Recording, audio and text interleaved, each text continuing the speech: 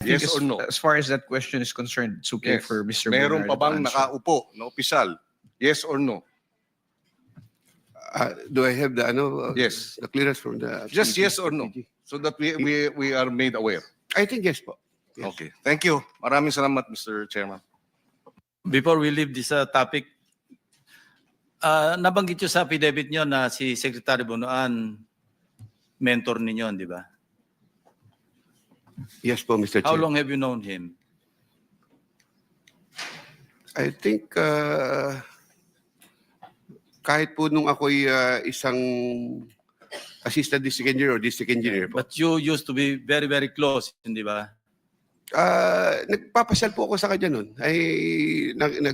Siyempre po, kami po mga from the district engineering offices, ay kumbaga namamasyal po kami sa mga USEC noon during the time No. dahil Hindi yung mga USEC, kay Secretary Bunuan. doon po USEC po siya. Close kayo. In fact, nag-choke ka noong binanggit mo yung pangalan niya, napansin lang namin yun. Yes po, close po ako kay Sec. And wala kang, this is not a leading question, pero wala akong maisip na motibo para implicate mo siya. Other than, sabihin mo yung totoo, hindi ba? Yes po, I'm after for the truth po, Mr. Chair. Thank you. So, Chair, clarification lang. I noticed, Mr. Chair, when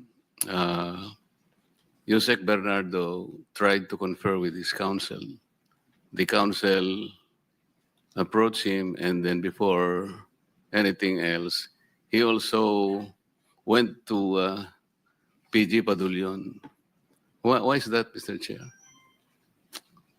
kasi he's already admitted sa WPP and sa kanilang existing na rules, under the rules, kailangan bago sumagot, baka maka-apekto sa kanyang pagka-admit, kailangan talaga may clearance sa DOJ. Thank you. Medyo magulo yun, Mr. Chair, kasi Medyo magulo nga rin, pero yun ang kanilang... bakit kinakailangan nyo siyang padalan dito pagkatapos marirestrict din pala? This is an open investigation. Sana walang ganon, kasi nangyari na sa amin yon when the former DOJ was here, habang nag-uusap-usap kami rito, habang nagtatanong-tanong kami, kukunin niya yung isang witness namin o isang resource person, dadalhin sa NBI. Pagdating sa NBI, meron ng supplemental affidavit. Naguguluhan kami sa ganung pangyayari. This is supposed to be an independent committee under the legislature. The DOJ is an executive department. I'm not questioning this, no, but parang magulo lang sa amin. So kaya ko lang na-point out, Mr. Chair. Question sa DOJ. Under the WPP, law ba itong yung ganyan? Or sa inyo lang? Confidentiality, yes, Mr. Chair. The matter that pertains in confidentiality of the proceedings as well as the manner by which the witness was evaluated and how he was covered is confidential. That's the reason why it is being invoked by the witness, Mr. Chair, because like I said earlier, it is not because we want to restrict his testimony, but there is a law. The law itself So it provides is the law yes, that says so. yes, and it So- provides for penal sanctions. Okay. Mr. So Chair. to answer the question of the concern of Secretary or Senator Marcoleta, kailangan yamen yung law pala. No. that Chair. may be one of the suggestions since the committee is investigating this in aid of legislation, if that is considered a restriction in investigations like this, then maybe the law will have to be amended first. In the meantime, constrained kayo ng batas. Yes, Mr. Chair, we are Thank you. constrained by law. Thank you, PG. Mr. Chair, kasi yung interpretation niya ang palaging mali eh. Yung confidentiality dyan na pinag-uusapan, sa inyo lang yun, sa witness protection ninyo dyan. Pero pagdating dito, it does not apply. Ikaw lang ang nag-interpret kasi kaya kanina pa tayo nagtatalo eh. May I respond, Mr. Chair? With all due respect to Senator Marcoleta saying that our interpretation is always wrong, the law itself provides for it, Section 7. And we are not raising this, like I said, simply because we want to constrict the investigation. the law does not make a distinction whether the investigation is going to be done elsewhere or in the Senate or before the House of Representatives. So we are simply citing the law, and we are constrained by the law because, as I said, there are penal sanctions. So if the law does not provide any distinction, bakit nga kailangan ka pang mag-confer sa ano? Bakit kailangan ka pang puntahan? Ikaw na nagsasabi ng walang distinction, di ba? So kung nandito siya, let him speak. Na hindi na dapat pupunta pati yung counsel niya. Yun lang, mali na eh. Meron siyang sariling counsel, pagkatapos pupunta pa siya sa'yo. And it is an insult to his own personal counsel. Kaya magulo talaga eh. Gusto ko itanong halimbawa kay Yusek Bernardo, in-apply nyo na pala siya sa WPP, ni-require nyo siya ng restitution, di ba? Sasabihin mo na that's confidential, kamo na naman. No, Mr. Chair, I'm not going to say that's confidential. No, earlier, you were talking about confidentiality. You remember the last time? Yes, I did mention that, Mr. Chair. I talked Oh, about why are you confidentiality. But with respect to the restitution, I think that's a matter of public record already. Because that was already stated by Mr. Bernardo, and he was allowed by the Secretary of Yes, Justice. earlier you were not forthright in answering that. Nung tinatanong ko, ang una mong sinabi, that's confidential. Now, nagsasabi ka, it is not confidential. So, paiba-iba ka ng position eh talaga. Hindi tayo magkakasundo. Mr. right there. Chair, if we I'm just... not asking any questions anymore. No, I'm just raising the question to the chairman, Thank you, Mr. Chair. You cannot do that. Thank you. Are we done? So, sige, let's move on. Kung walang members na gusto magtanong do sa ating dalawang bagong witnesses, no, in relation to the Diskaya Romualdez issue, then we'll excuse them already. Mr. Chair, gusto ko sanang magtanong lang sana sige, go ahead. kung papayag ka. Of course. Yung tungkol dun sa Tamarid House sa South Forbes, yung binabanggit mo kanina, di ba? And then you were asking for some parang leeway in terms of a few days para i-vacate ninyo because you're not yet ready with all the things that you need to move out, di ba? Sino yung may-ari ba talaga nung bahay na yon? Your Honor, hindi po kami aware kung sino po yung owner mismo, but we are... I will answer that. Ang may-ari po dati, Doris Magsaysay Ho. And you were there as what? Staff ng tenant. May tenant kasi si Doris Magsaysay Ho na sila nakatira, silang staff. So nung nabenta, existing pa yata yung lease contract, so hindi sila umaalis. Pero pinipilit silang umalis ng bagong owner. And allegedly, ang bagong owner is Martin Romualdez. Yun ang sinasabi. Yun ang sinasabi mo kanina Yes. at referring to Diskaya. No, let's based on documents, yung bahay na ibenta sa isang corporation, Golden Peasant Holdings Corporation. Incidentally, the major stockholder,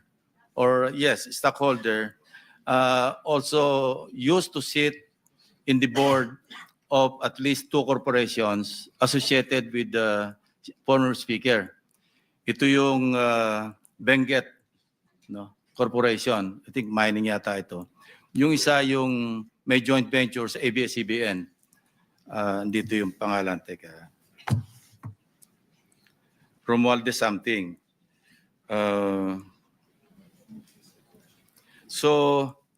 And another one, I think Mark Venture something, at saka treasurer siya doon sa, yun nga, yung media company owned by Romualdez, kasi Romualdez Media something, na may joint venture sa ABS-CBN. So yun ang association.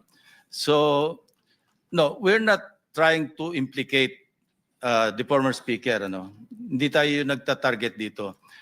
Dumating lang sa ating attention, but we cannot disregard because sabi ko nga, there were persistent reports na ang initial information nga sa pangalan ni Diskaya na or kay Diskaya na ibenta.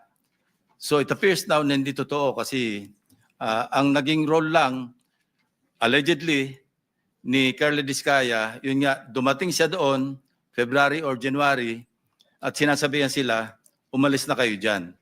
So yun lang ang pinagtataka natin. So, hindi naman ito enough to implicate or to implead the former speaker. But, this is something that the OJ or the ombudsman or the ombudsman can follow through. No? We are only providing a lead for whatever it is worth. Yun lang ang purpose dito. Because if you really want to go after the so-called, sabi nyo nga, wag yung sap-sap at saka mga dilis, hanapin yung malaking isda.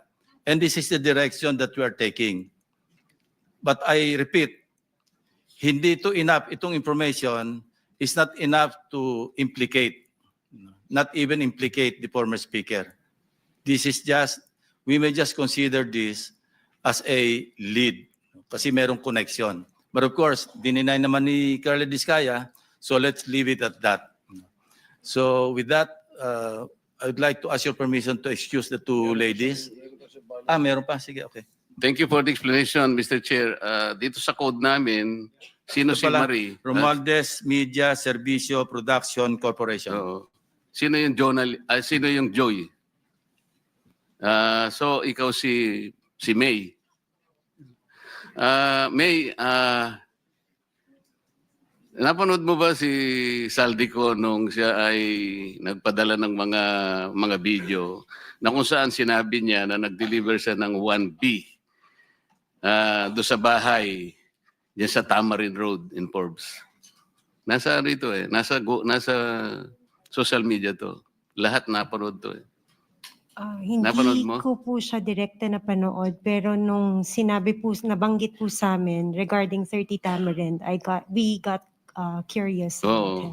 Naging curious ka. Pagkatapos, natatandaan mo ba na sinabi ni Saldico na si Speaker Martin ang nag-designate nung lugar na yon na pagdadalhan ng 1B? Nandun din sa yun. Di ko lang matandaan yung pagkakasabi, pero yung gist ganito niya sinabi. Napanood niyo ba yun? Wala po ako matandaan na ganong Pero nabasa po namin yung report regarding sa 30 Tamarind. Yun nga. And then, Natambakan ng pera. maaring natatandaan nyo na sinabi rin ni Saldico, doon din sa na yon, sa paghahayag na yon, na si Yusek Jojo Cadiz ang tumanggap na yon ay drop-off lamang ng delivery sa bahay daw ng ating Pangulo daw sa Nara. Ando, siya yung nagsasabi siya nagsasalita Napanood ko yun Tinatanong ko lang kung kayo napanood nyo din yung ganong klaseng paghahayag na ginawa ni Saldico. Hindi po namin nasubaybayan yung mga hearing at saka yung news. Naging curious lang po kami nung nagkaroon na nga po ng report tungkol dun sa 30 Tamarind. Okay. So hindi po namin matandaan yung news na ganun po. Okay, baka naman gusto nyo ring alisin yung takip para makita namin kung gaano kayo kaganda. Kasi alam ko, magaganda po kayo. Kung okay lang naman po, kung hindi naman, okay din po sa amin. Actually, request nila Senator Marcoleta na kung pwedeng, kaya nga Elias yung ginamit ko, binuko naman Oo yun nga yung pangalan Pero kasi yung kagandahan, hindi pwedeng ipagkait, Mr. Chair. Salamat po, Mr. Chair. Okay, so let's move on. So you are excused, Maria and Joy. Elias. Sige. Thank you very much. The OSAA you'll be turned over to the OSAA for your own security. Thank you very much.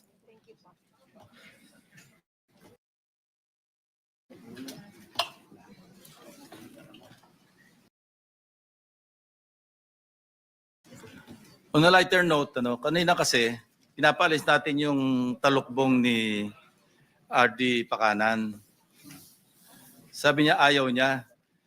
Alam niyo, sabi ng staff ko, isang Google lang, nandyan yung kanyang, yung kanyang mukha So, bakit kailangan magtakip? Isang Google nga lang, pakita mo nga yung Google. Just a street.